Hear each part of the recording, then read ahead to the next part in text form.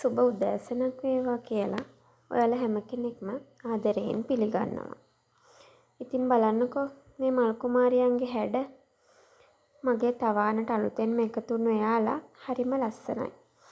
ටිකෙන් ටික හීන හැබෑ වෙනකොට දැනෙන සතුට කියන්න වචන වලට පෙරලන්න බැරි තරම්. ඉතින් මං අද ඔයාලට කලින් වතාවකත් මං ඔයාලට අරගෙන ආවා ඇන්තෝරියම් වර්ග පිළිබඳ වීඩියෝ එකක්.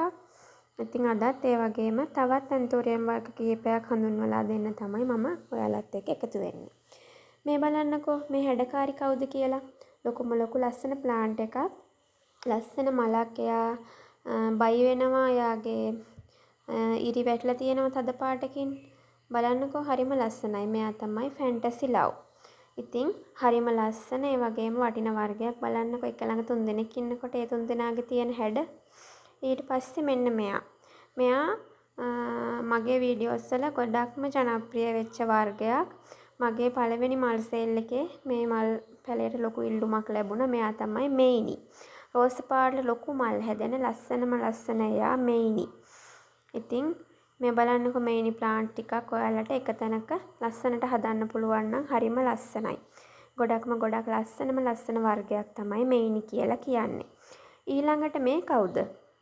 මෙයා තමයි හැඩකාර දම් ලෝකයේ දම්පාට ඇන්තෝරියම් අතර රැජිනා. එයා තමයි බේබි පර්පල්. බේබි පර්පල් බලන්නකෝ එයාගේ අර ඉරි ගිහිලා තියෙන හැටි ලස්සනට. මෙන්න බලන්න මෙයාගේ සීඩ්ස් හැදෙන්න තමයි හදන්නේ. එයා පරාගණය වෙලා දැම්මට එයාගේ සීඩ්ස් වලින් තවත් දම්පාට මල් පිපෙන පැල ගන්න පුළුවන්. ඉතින් බලන්නකෝ එයාලගේ ලස්සන. එයාලත් එක ළඟ ඉන්නකොට හරිම ලස්සනයි. බේබි පර්පල් කියන්නේ දම්පාට ලෝගයේ රැජිනා. ඊළඟට මෙයා මේ ඉන්නේ මල් ගොඩාක් එක්ක. බලන්න මෙතන මල් කීයක් විතර තියෙනවා කියලා හිතනවද? මල් 6ක් 7ක් විතර එක්ක. මෙයා තමයි ඇන්තනීසියා පින්ක්.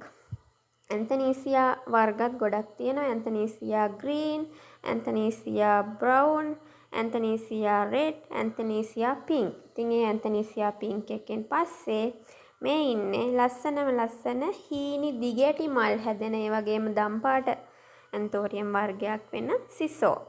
බලන්නකෝ එයාගේ හැඩ. සිසෝ කියන්නේ හරිම ලස්සන වර්ගයක්. ලිලි ටයිප් එකට තමයි හැදෙන්නේ. එයාගේ ගහ එයාත් වටිනා හරිම ලස්සන ඇන්තෝරියම් වර්ගයක්. ඉතින් මේ බලන්නකෝ එයාලගේ හැඩ.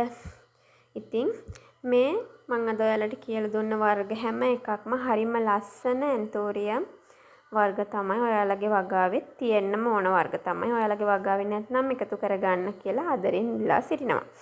ඒ වගේම ඔයාලා හැම කෙනෙක්ටම හීන දිනන බලාපොරොත්තු ඉටුවන සිනහ කැන්දෙන සුබම සුබ දවසක් වේවා කියලා ප්‍රාර්ථනා කරන ගමන් හැම කෙනෙක්ටම බුදු සරණයි. ඒ වගේම මගේ channel එක subscribe කරන්න කියලා ආදරෙන් ඉල්ලා සිටිනවා. එහෙනම් හැම කෙනෙක්ගේම බලාපොරොත්තු හැම දෙයක්ම ඉටු වේවා කියලා ප්‍රාර්ථනා කරන ගමන් ගිහින් එන්නම්.